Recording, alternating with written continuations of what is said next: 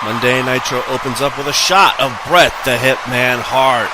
He was walking down the arena way, and he was stopped by Carl Anderson.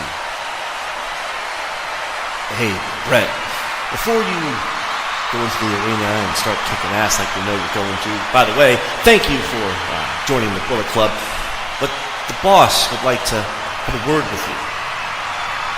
The boss? Well, tell him that I'm going to be in the ring doing what I do best, and that's excellently execute everyone in my path.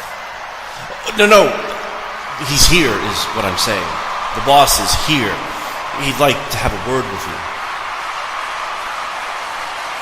You know, I'm not sure I understand what you mean by the boss, because as far as I'm concerned, you're looking at the boss. But if he wants to exchange words, I see no problem in doing so. They would then walk off camera as we head to the ring.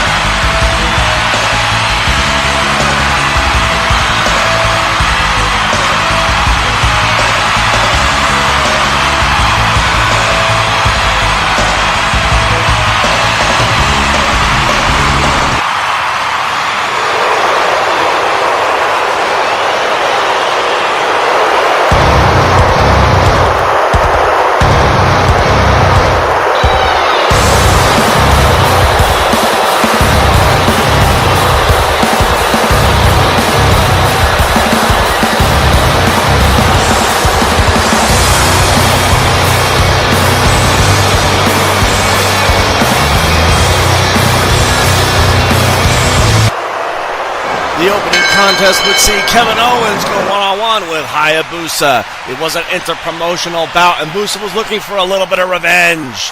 He went right after Owens, hitting him in the corner and started hitting him with his unorthodox style. Owens having to retreat to the outside, had to rethink a little bit of strategy, but Busa wouldn't let him get far, hitting a plunger to the floor. They would battle out on the outside, tossing him into the ring, but Owens would get in a cheap shot, turning the tides in his favor. Owens would then physically dominate the bout, just tossing him around like a rag doll, going with a pop-up powerbomb, but Busa countered that into a drop kick. He then picked him up and slammed him with a body slam, climbing the top rope, but missed a moonsault, rising up as Owens dropped him with a pop-up powerbomb, scoring the win.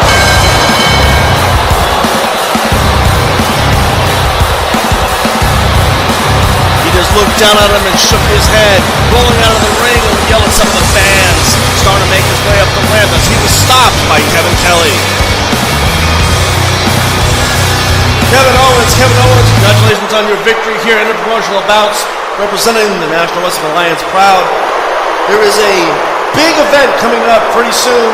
It's called Wrestle Kingdom. And we just got this earlier today off of what appeared to be your Twitter account. What is this big announcement you have to make going into Wrestle Kingdom? You know what? Shut up. You're just annoying as everybody else. Look, Wrestle Kingdom is going to happen, and I don't have a match. You know why I don't have a match? Because nobody wants to face the baddest man on the planet. So here's what I'm going to do. This is open to anyone on any roster throughout the world. To any legend who wants to face Kevin Owens, you go right ahead and step forward, and I'll fight you and beat you, dismantle you, and kill you at Wrestle Kingdom. And just like that stupid bastard in the ring, Hayabusa, I'm going to leave you laying on your back, on your face, and probably out your ass. And I don't care who I fight, because in the end, Kevin Owens is going to take it home.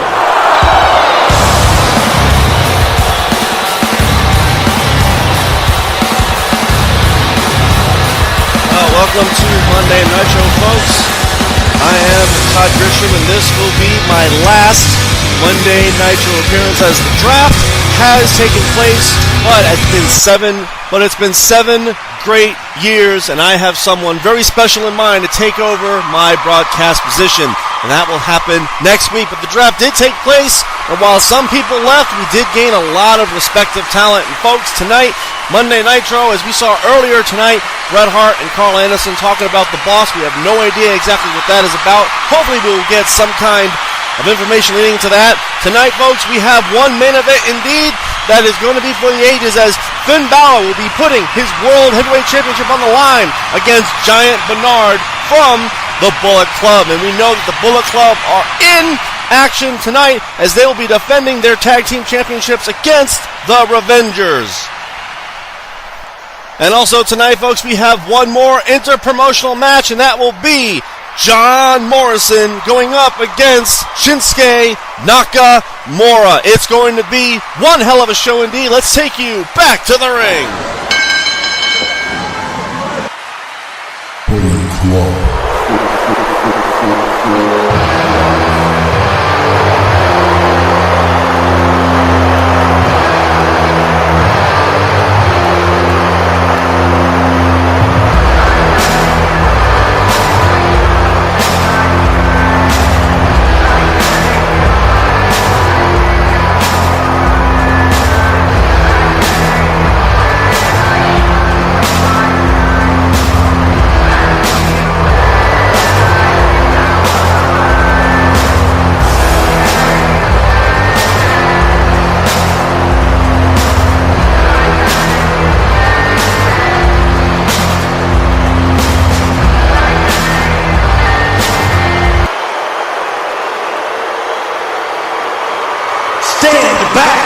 There's a hurricane coming through.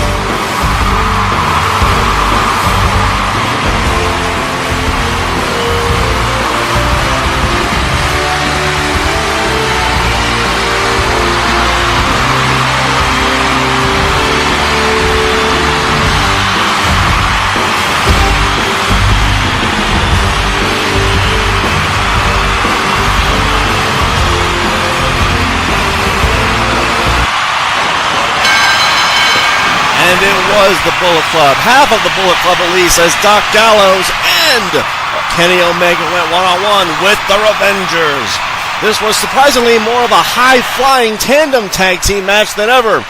While Gallows had the power game and was tossing them around, it was Omega who was able to meet with Suicide and Hurricane's high-flying tenacity, able to catch them out of the air, but the Revengers weren't going down without a fight. They were able to get them to the outside and started a small melee. Hurricane getting Omega in the ring, going for the eye of the Hurricane, but it was countered and knocked on. Got his head knocked off with a super kick. Omega then rose him up and dropped him with the Omega Destroyer, covering and scored the win. Omega would grin at his head, raising up tag team championships, and would tell Gallows to make his way to the back. They roll to the floor and would just slowly make their way back, laughing all the way to the bank and made their way to the back.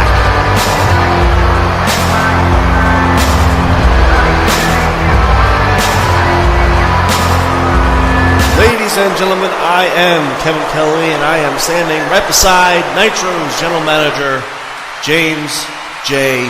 Dillon. Now, Dillon, for the last few weeks, Chick Fight has been without a leader, without a general manager, and we know that you and Mr. Inoki, respectively, have been holding the reins. Earlier today, we heard that a candidate has been chosen, and off of Miss Elizabeth's recommendation, and everything has been official and signed. We're all curious on who that individual is.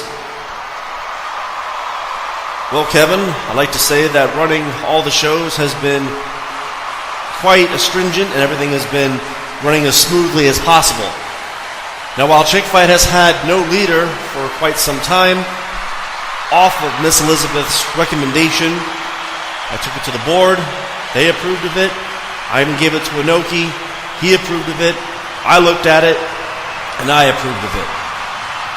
We all decided that the one person that is going to lead Chick Fight to the next generation, to the next level of women's professional wrestling, it should not be run by a man.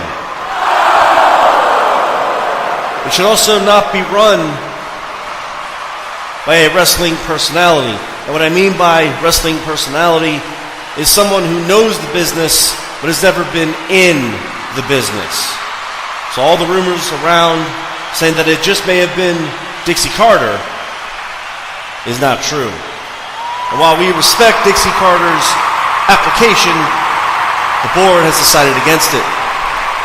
So what that means is that we were looking for someone who knows the business, who understands the business, and who has been in the business.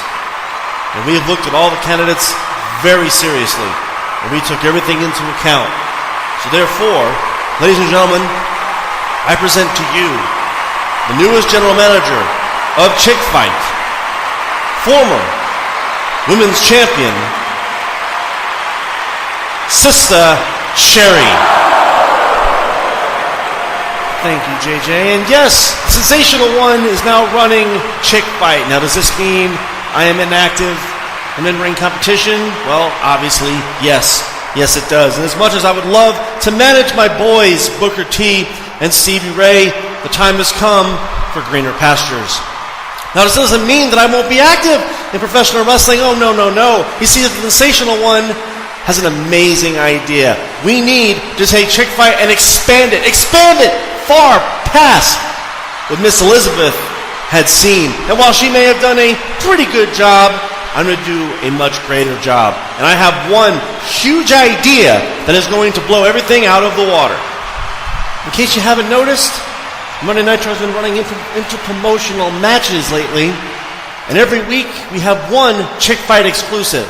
I think we're going to keep that trend. Every week on Monday Nitro, there will be a Chick Fight exclusive match. Simply to represent Chick Fight and just prove that we are possibly the superior brand.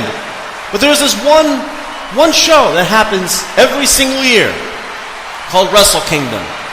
And it's usually dominated by, let's face it, the male counterparts. And while I love men just as much as any other woman does, I think the women need to take the center stage. So this year, I am going to comprise a tournament that has been reserved only for men. And this year, make it an all-female tournament. This year, G1 is going to go the way of the women. I'm going to have every woman from all three promotions wrestle in G1. And the final two are going to fight at Wrestle Kingdom. And the winner of G1 will get a women's championship match against either current champions Charlotte Flair or Sasha Banks. And as I take the reins and lead Chick Fight to the new heights and the newest generation, you're going to see things you had never seen before. With that, I thank you for the opportunity. And those of you that haven't been catching Chick Fight, you need to tune in every Wednesday, because I guarantee you it's going to be something you've never experienced, witnessed, or seen before. Well, thank you, Ms. Sherry, or should I say General Manager Sherry. Why don't we take you to the ring for our next contest.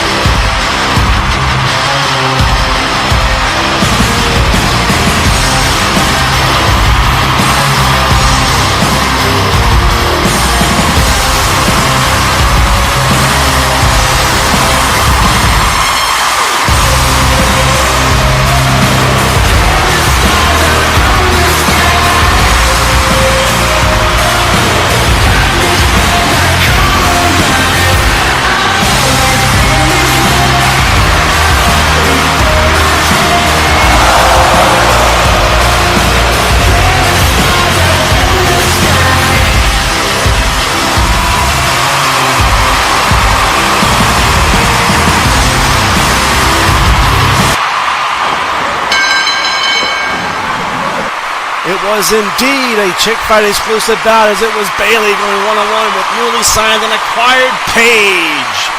All these two women would just smile at each other from across the ring, but once the bell rang, the femme fatales went right for the throw. While Bayley, of course, had everyone in the palm of her hand, it was Paige who was the aggressive one. After a couple of headbutts and shots to the ribs, she completely took control. Bayley was on the ropes, but was starting to get the advantage. Going for the belly to Bayley, but Paige countered, hitting her with a vicious headbutt, then another one, picking her up and dropped her with the rampage, scoring the win. An upsetting loss here for Bayley, as Paige would wipe her chin and just smile down at her. Rolling out of the ring as she would look to the ramp, you saw someone completely new in James Mitchell. He stood up on the ramp, clapping his hands as Paige would just look at him and started to make her way up the ramp. Having a slight nod towards him and made his way to the back as Mitchell would follow suit.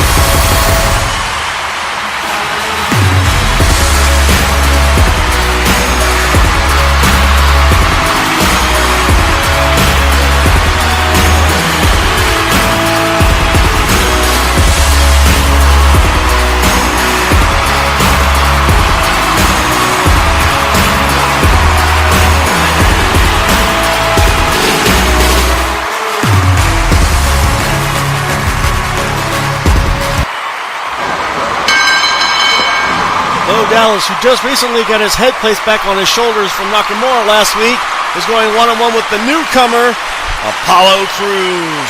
He was a ball of fire and energy, and Bo, well, didn't mock him, but was just trying to emulate his energy.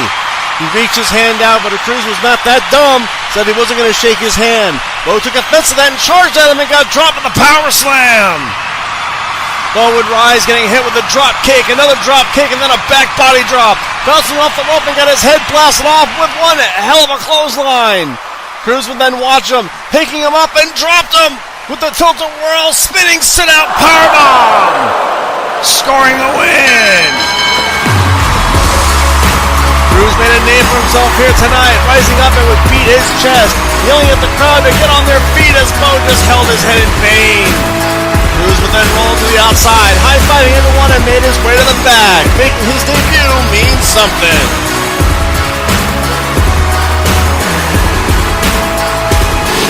Hello once again, folks. I am Kevin Kelly, and I am standing here with current United States champion Bobby Roode. Now, Bobby, tonight you are not defending your United States championship. A lot of people are wondering why Bobby Roode is not defending here tonight. Bobby, you gotta admit, the impressive roster that we have picked up over the week, Apollo Crews just might be a title contender for your title. You felt about all by yourself, didn't you? And you feel proud of yourself, don't you?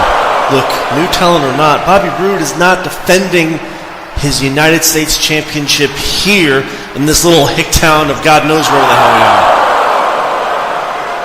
Apollo Crews, yeah, he might be a title contender. He's not going to be a title contender because he's not going to amount to anything. A lot like all the people here in this building aren't going to amount to anything. You know why they're not going to amount to anything? Because they're not Bobby Roode, United States champion. Everything I set my mind to gets accomplished. Everything that I say I'm going to do, I do. I said I was going to become United States champion. I became United States champion. Just like how I say I'm going to become a world champion, it's going to happen. Now there's all this buzz going around about this event called Wrestle Kingdom. You know, I like to go to that dance, and I like to rape it into submission and take what's mine. And I think there are 3 world champions that need to be put on notice, because Bobby Roode is coming for a world heavyweight championship.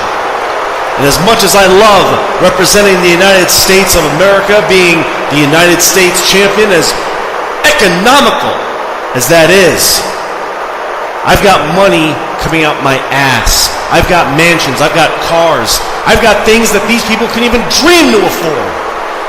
Because I've got money, I've got talent, I've got everything that makes a total package. And there are 3 world champions that I'm going to be chopping at the bit to take what's rightfully mine. So at Wrestle Kingdom, just like my buddy Kevin Owens is laying out an open challenge, well, my title won't be on the line because no one's able to afford that, but I will be coming for a world champion. So whomever's holding gold, be wary, because Bobby Roode is going to get what he wants.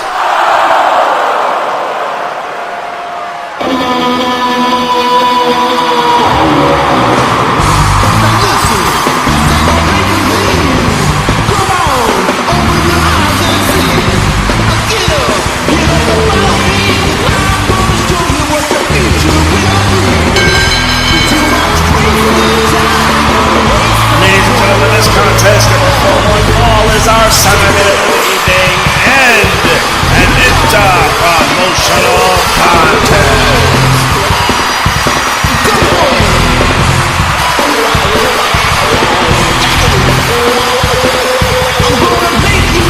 Introducing first from Los Angeles, he is John Morrison.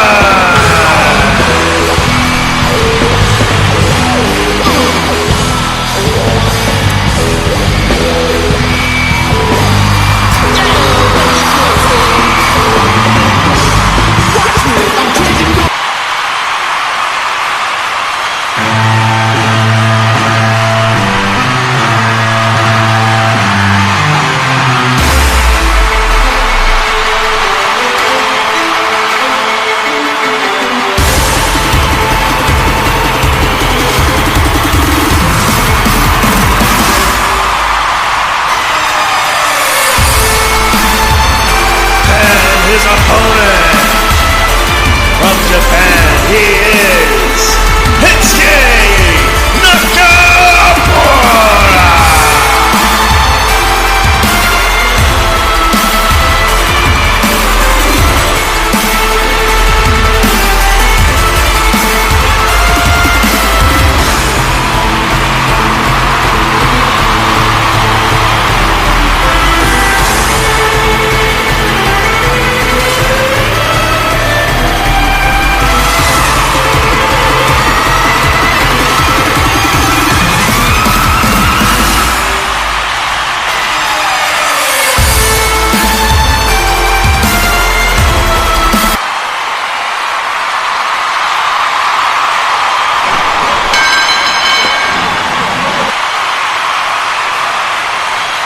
This was an inter-promotional dream match of the night, as Morrison representing the National Wrestling Alliance and Nakamura representing New Japan. Both of them stood in the middle of the ring, each one more flamboyant than the other somehow as they would shake hands. The bell sounded and there was absolutely no way, myth or reason, that this match could even be described. Morrison and Nakamura, one hitting harder than the other, one more flashier than the other, one going to the air more than the other, and one, well, having more devastating moves than the other. These two were absolute poetry in motion. There was no line in the sand because they created it and recreated it every single minute that this match went on. Morrison had the advantage in the later half, dropping Nakamura down and climbed the top rope, hitting Starship Pain. That would have been enough, but his foot caught the rope. Morrison would have to try again, but Nakamura caught him off guard, nearly taking his head off with a kick. coming up the rope, but missed a knee to the head. Morrison turning him around and went for the Nitro Blast, but missed. Nakamura coming up the rope and blasted him with one hell of a spinning wheel kick. Moving to the corner, charging for the Bumblebee knee, but Morrison caught him right in midair with the Nitro Blast. That would have did it if he wouldn't have got hit from behind by Chris Jericho. The referee threw the match out as Jericho dropped Morrison with a code breaker. Moving over to Nakamura and nailed him with a code breaker. He screamed at him and went tossed him to the outside. Moving to the floor and threw Nakamura right into the steel post. He then rose his FIP championship up, screaming out that he was the king of the world, the best at what he did, the greatest of all time, and he should never, ever, ever mock him again. Nitro having a cut to a break.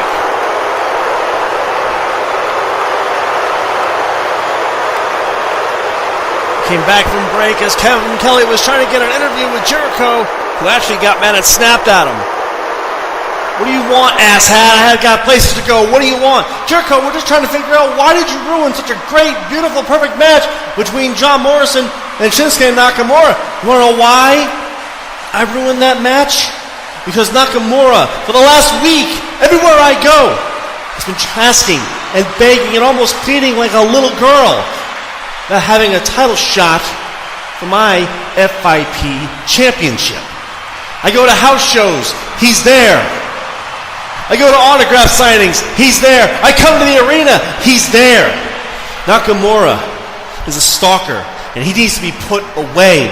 And I'm going to have him arrested and put on a restraining order for stalking me, asking for a title shot. He wants a title shot? He's going to have to beat some quality opponents. He's going to have to beat some high-tier, high-class opponents. He's going to have to prove to me and the world that he is worth the greatest of all time, the best in the world at what he does. Time and money. And when he does that, then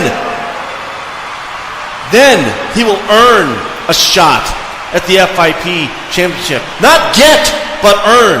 And when that happens, then, when the time is right and the place is right, then he will face me in the ring. But as long as this is going on, as long as he continues to ask, he's not going to get it.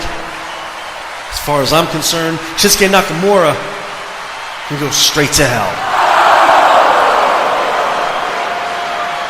And move back to the ring for our main event, Monday Nitro.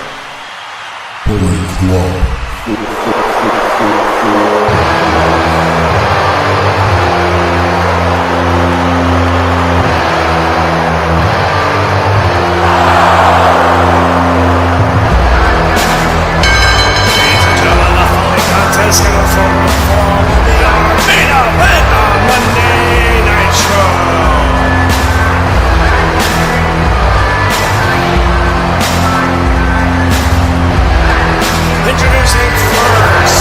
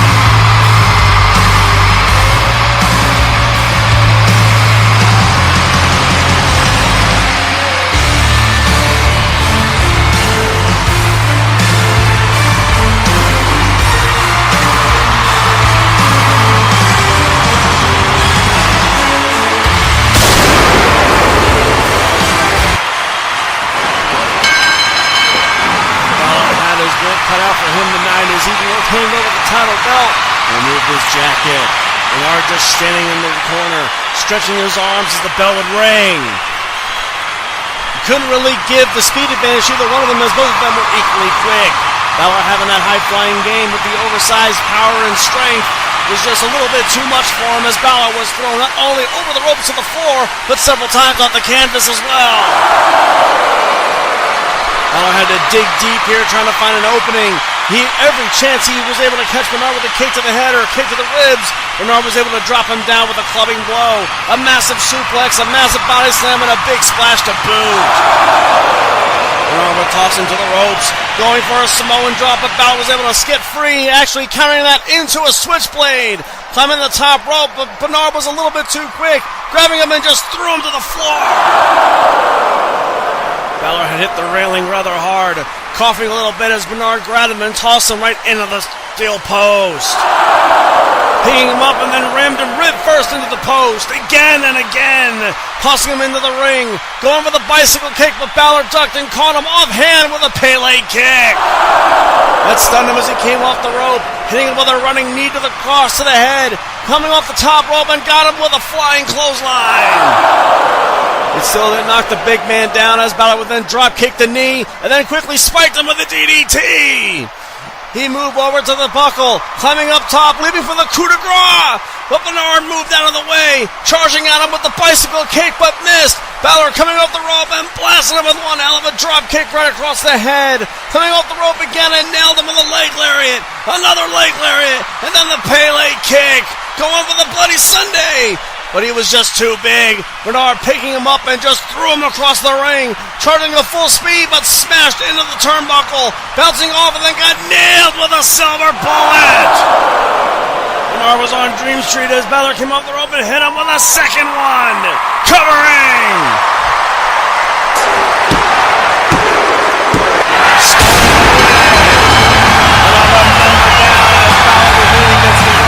Getting his title belt, sent a message over to the club that he would take every single one of them down.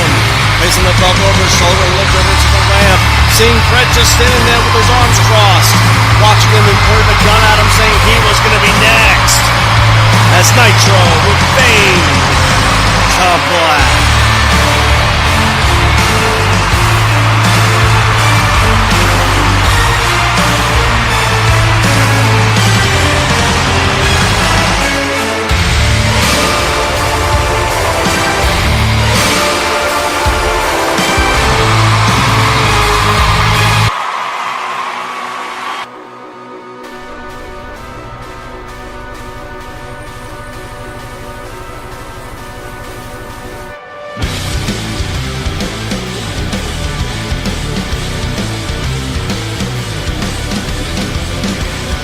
And your results at Chick Fi. The opening contest saw Becky Lynch go one-on-one with Bayley. Bayley tried so hard to finally get a win under her belt, but it was Lynch who dropped her with the disarmor. The second match would see Kana go one-on-one with Emma. Emma went right for her, but Kana quickly dropped her, forcing her to tap out in only a matter of 17 seconds. The next match on the card would see Paige go up against AJ, and while these two probably had the match of the night, it was just a little distraction by, of all people, James Mitchell, as Paige dropped her with the Rampage, scoring the win. The semi-main event of the evening would see Tessa Blanchard and Natalya team up, going up against Dana Brooke and Alexa Bliss. And while the Femme Fatales went back and forth for 10 solid minutes, it was a slingshot brainbuster right into a sharpshooter by Tessa and Natty that scored the win. And in the main event, Charlotte went one-on-one one final time with Nia Jax for the Women's Championship. Nia went right for the kill early, trying everything she could, but Charlotte was just too resilient, dropping her with natural selection, then forcing her into tapping out to the figure 8, retaining her title. As Chick Fi came to a close. And your results for New Japan War. The opening contest saw Tiger Mask 4 go one-on-one with Heath Slater and just easily dropped him with ease. The second match would see the Hurricane go one-on-one with La Sombra, and this was perhaps the upset of the week as the Hurricane actually caught La Sombra with the Eye of the Hurricane, scoring the win. The semi-main event of the evening would see Suicide go one-on-one with Chris Benoit, and yet another upset, as it was Suicide who scored the win over Benoit with a flying headbutt. And in the main event, it was Sami Zayn going one-on-one with Chris Jericho. Jericho deciding not to put his championship title on the line tonight, as he and Zayn went and had the match of the night. Jericho was attempting to go for the code breaker, but he was distracted slightly as Nakamura came down to the ring. He then walked around the ring going, Nakamura.